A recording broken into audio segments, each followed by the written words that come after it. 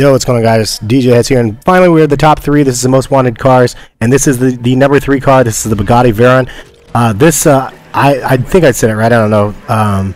It's hard with these foreign cars, but this car is badass. I know for sure in real life this car costs like $1 million plus. They're just crazy cars. One of the dopest cars. I remember back in the day I had a wallpaper of this car, not the one that you see on your screen, but the one I'm racing.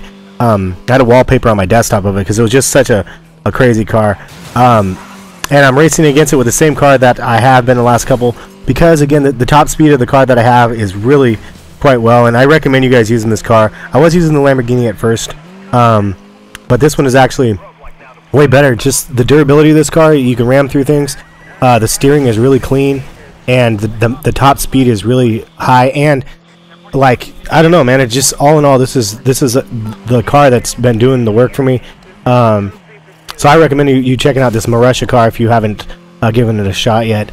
But this is pretty crazy, because this is, again, you can see it's the heat level 5, and this is again racing for the number 3 spot on the most wanted list. Basically, this game you have to go down from the number 10 spot, or you have to work your way up to get to enough points to race the 10th spot, take him out, and then go up and up and up all the way until you hit 1,000,000 points. And then you can challenge the number 1 spot. But this is again the number 3 spot, and I mean, look at how horrible I'm playing. I'm driving like crap. It resets you, luckily, and I'm able to pick right back up where I need to go. But I mean, I thought for sure, like, you can see all the crashes that I do right here.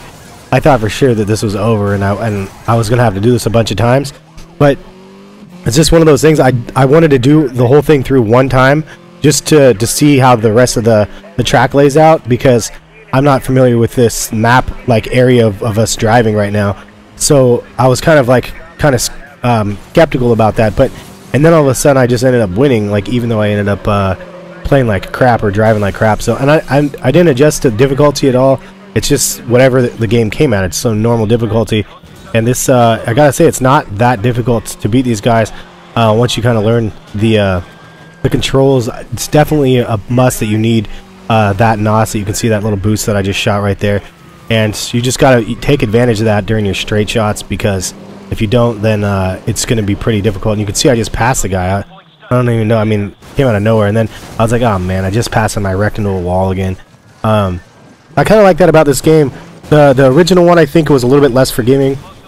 If you and I mean the original Need for Speed for 05, if you wrecked into a wall or something, there was no recovering from it, and you'd have to redo the race all over again for the most part to run a perfect line. Otherwise, if you didn't, the other guy would beat you. At least that's the way I felt it was. This one, you don't have to be perfect at all. You can see how many times I've wrecked, and you can still catch up and win.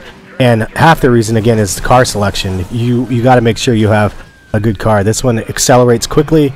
This one has a really high top speed. This one turns corners really well, even though I don't show you guys that because of how crappy I'm playing with it in this round. Again, this one's just embarrassing, but it's just one of those things where I ended up still winning, and I didn't think I was actually going to be able to win, so I just kept on going, and I beat the top 3 guy.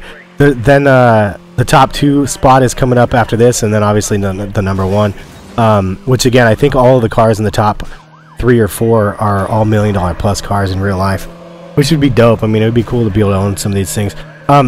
Some of you guys are asking me to compare this versus like some of the other racing games out there. This is a straight up like arcade racing game, and you can see right there that guy just wrecked. So that gave me like a little bit of an advantage. This is a straight up arcade style racing game, and that was a pretty epic ending right there. He just ended up crashing right before.